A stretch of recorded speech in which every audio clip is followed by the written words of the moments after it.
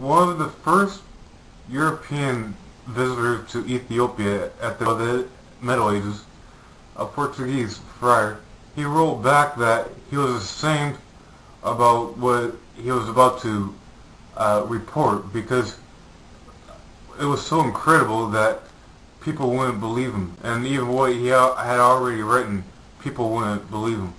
But he said, "I assure you this is true," and he was referring to churches in Ethiopia being cut entirely by rock, carved out of one huge rock.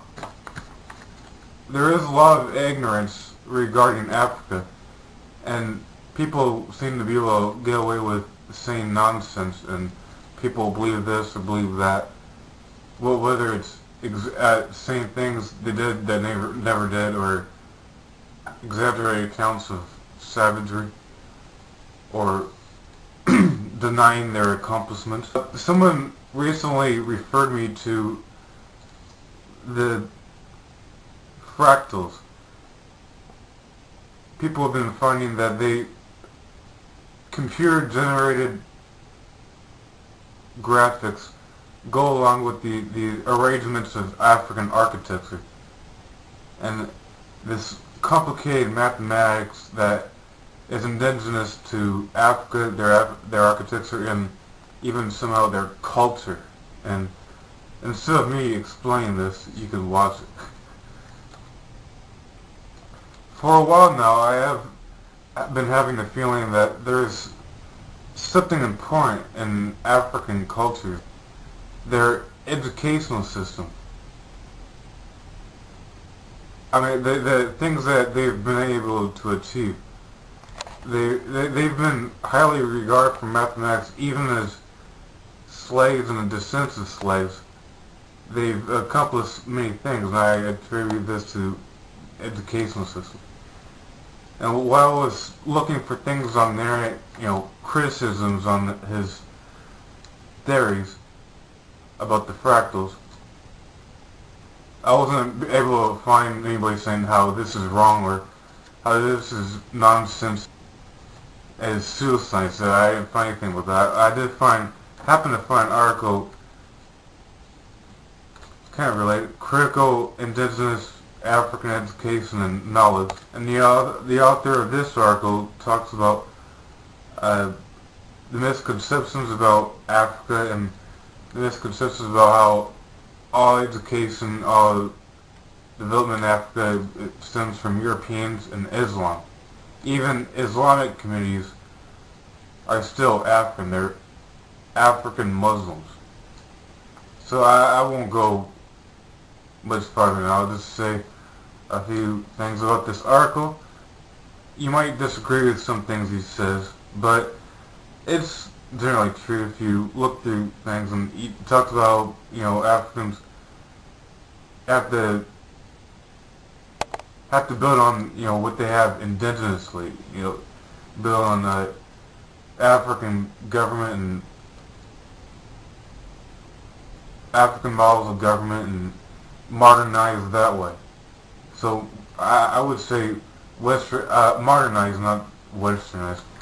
And he talks about ancient Egypt, and one criticism I have would be the Sudan had civilizations that were contemporary to Egypt, or even predate Egypt.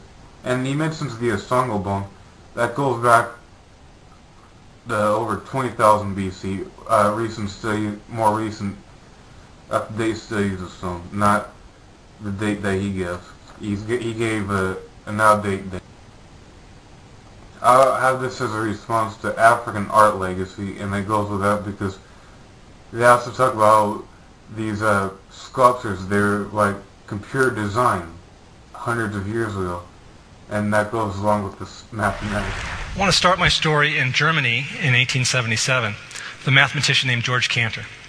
And Cantor decided he was going to take a line and erase the middle third of the line, and then take those two resulting lines and bring them back into the same process, a recursive process. So he starts out with one line, and then two, and then four, and then 16, and so on. And if he does this an infinite number of times, which you can do in mathematics, he ends up with an infinite number of lines, each of which has an infinite number of points in it. So he realized he had a set whose number of elements was larger than infinity. And this blew his mind, literally. He checked in the sanitarium. And when he came out of the sanitarium, he was convinced that he had been put on Earth to found transfinite set theory because the largest set of infinity would be God himself. He was a very religious man. He's a mathematician on a mission. And other mathematicians did the same sort of thing. Swedish mathematician von Koch decided that instead of subtracting lines, he would add them. And so he came up with this beautiful curve. And there's no particular reason why we have to start with this seed shape. We can use any seed shape we like. And I'll rearrange this, and I'll stick this somewhere down there. Okay. And now upon iteration, that seed shape sort of unfolds into a very different looking structure. So these all have the property of self-similarity. The part looks like the whole. It's the same pattern at many different scales. Now, mathematicians thought this was very strange because as you shrink a ruler down, you measure a longer and longer length. And since they went through the iterations an infinite number of times, as the ruler shrinks down to infinity, the length goes to infinity. This made no sense at all. So they consigned these curves to the back of the math books. They said, these are pathological curves, and we don't have to discuss them. And that worked for 100 years. And then in 1977, Benoit Mandelbrot, a French mathematician, realized that if you do computer graphics and use these shapes he called fractals, you get the shapes of nature. You get the human lungs, you get acacia trees, you get ferns, you get these beautiful natural forms. If you take your thumb and your index finger and look right where they meet, go ahead and do that now, and relax your hand, you'll see a crinkle, and then a wrinkle within the crinkle, and a crinkle within the wrinkle within, right? Your body is covered with fractals. The mathematicians who were saying these are pathological, useless shapes, they were breathing those words with fractal lungs. It's very ironic. And I'll show you a little natural recursion here. Again, we just take these lines and recursively replace them with the whole shape. So here's the second iteration, third, fourth, and so on. So nature has this self-similar structure. Nature uses self-organizing systems. Now, in the 1980s, I happened to notice that if you look at an aerial photograph of an African village, you see fractals. And I thought, this is fabulous. I wonder why. And of course, I had to go to Africa and ask folks why. So I got a Fulbright scholarship to just travel around Africa for a year asking people why they were building fractals, which is a great job if you can get it. And so I finally got to this city, and I'd done a little fractal model for the city just to see how it would sort of unfold. But when I got there, I got to this palace of the chief, and my French is not very good. I said something like, I'm a mathematician and I would like to stand on your roof. But he was really cool about it. He took me up there and we talked about fractals. And he said, oh yeah. We know a rectangle within a rectangle within a rectangle. We know all about that.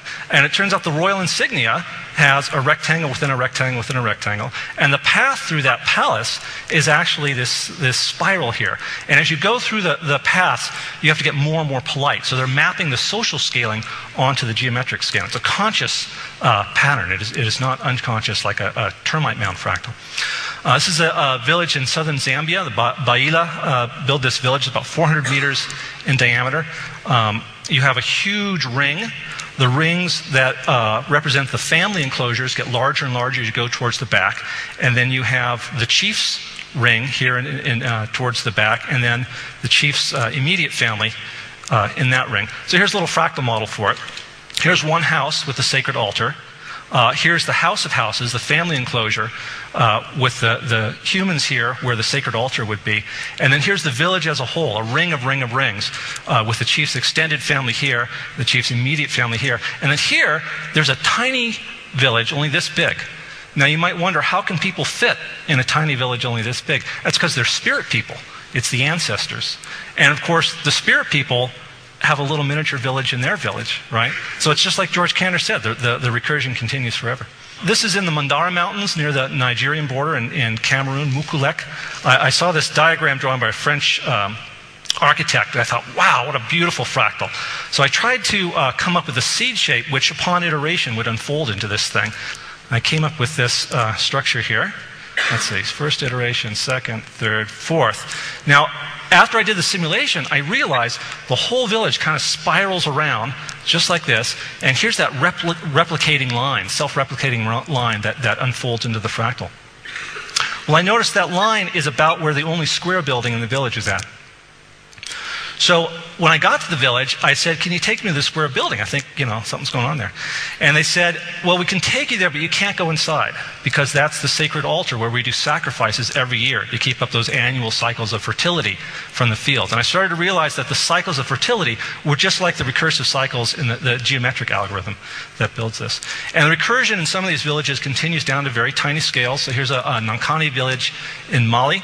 And you can see you go inside the family enclosure, you go inside, and here's pots in the fireplace stacked recursively. Here's calabashes that Isa was just showing us, and they're stacked recursively. Now the tiniest calabash in here keeps the woman's